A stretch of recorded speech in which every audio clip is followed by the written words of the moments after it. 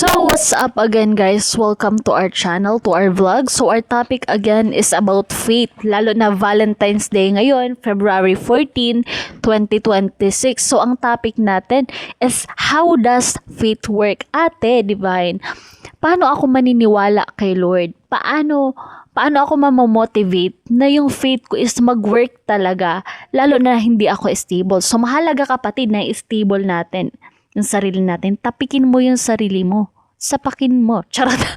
So, anuhin mo yung sarili mo. Hello kapatid. Hello self. Faith na to. Si Lord na. Hello. Ganon. Kausapin natin yung sarili natin. So, sabi nga sa Bible, I think it is Romans or Gawa, Acts. Faith without act is dead. Ang pananampalatayang walang kalakip na gawa ay patay. Paano mo makikilala si Lord kung hindi ka naman naniniwala sa Kanya? But in that situation, you will know God kung you have that unbelief. I can say walang mali rin. Kasi dyan mo makikilala ng lubusan din si Lord at hayaan mong magpakilala siya sa buhay mo. Maaaring nakilala mo na siya sa mga kwento, sa mga tula, sa awit, sa mga awitin, sa kanta, sa mga testimonya o testimony, sa simbahan, o nakwento sa'yo ng kaibigan mo. But have that kind of desire to know God. I can say that to you. It's my experience. Sabi ko, Lord, gusto kitang makilala. I'm willing to hear you. I'm willing to submit to you, Lord. Magpakilala ka po sa buhay ko. Doon siya nagpakilala. Wow, it's so amazing na may Diyos na handang magpakilala ng buhay niya. Siya yung creator natin. Kala natin Big Bang Theory lang yung lahat, 'di ba? Pero sa isang iglap, dumating yung lahat. Nagpakilala siyang ako ang Diyos na makapangyarihan sa lahat. Diyos na pumili sa'yo. Sabi nga, hindi porket tinawag ka, pinili ka na. In that matter, in that situation. Maybe God is calling you to, God is telling you to obey Him. To obey to Him. And that situation, and that matter. So, we must cooperate in God. First is that the principle of faith is to operate in our lives continually. No matter what the circumstances are in Romans 3:27, 2 Corinthians 5:7, James 1:5 and 6, it works in the following way. A, God gives us faith. Simula nung pinanganak ka, may pananampalataya ka. Hindi naman bobo yung lumikha sa'yo. Diyos ang lumikha sa'yo. He is an all-knowing God, omnipotent God.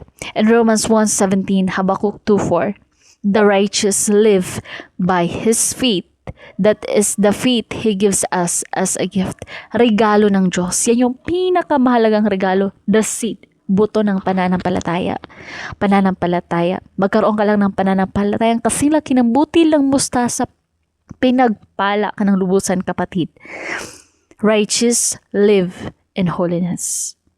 When you have faith, you will choose not to break the heart of God, but to obey on Him.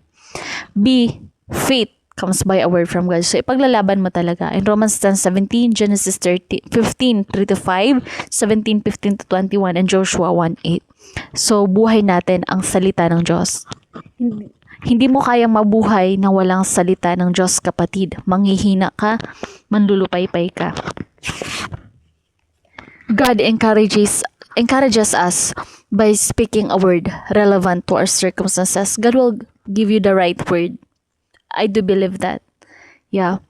Hindi ka naman pababayaan ng Diyos kung paano mo i-face yung circumstance na yan. Kaya huwag kang magnangad sa sarili mong karunungan, sarili mong kalakasan. Alalahanin mong may Diyos na kaya mong tawagan, na kaya mong kang tulungan.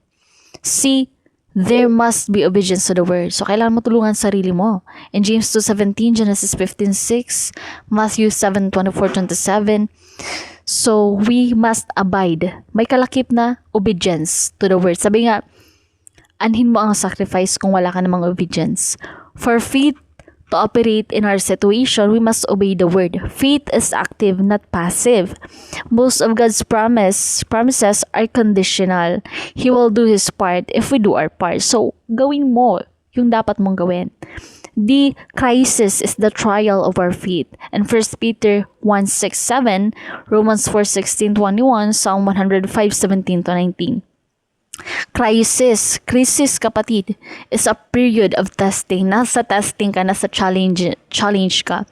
Everything happening around us appears contrary to what God has said.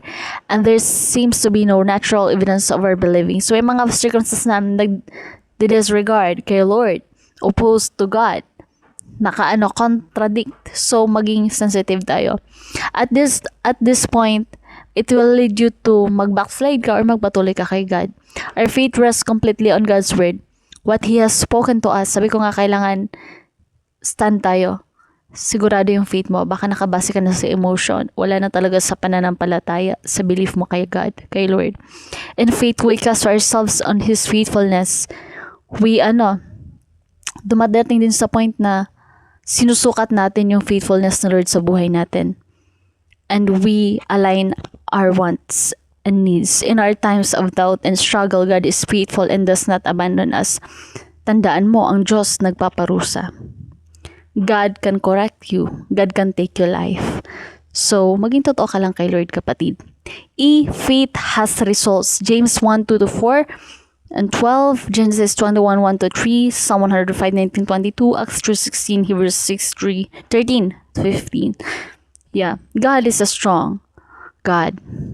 You will see His faithfulness, His power, His weakness pag nakilala mo na siya.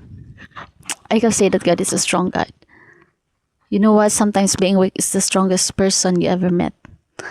The end result of faith is always victory on the part of the believer, bringing glory to God.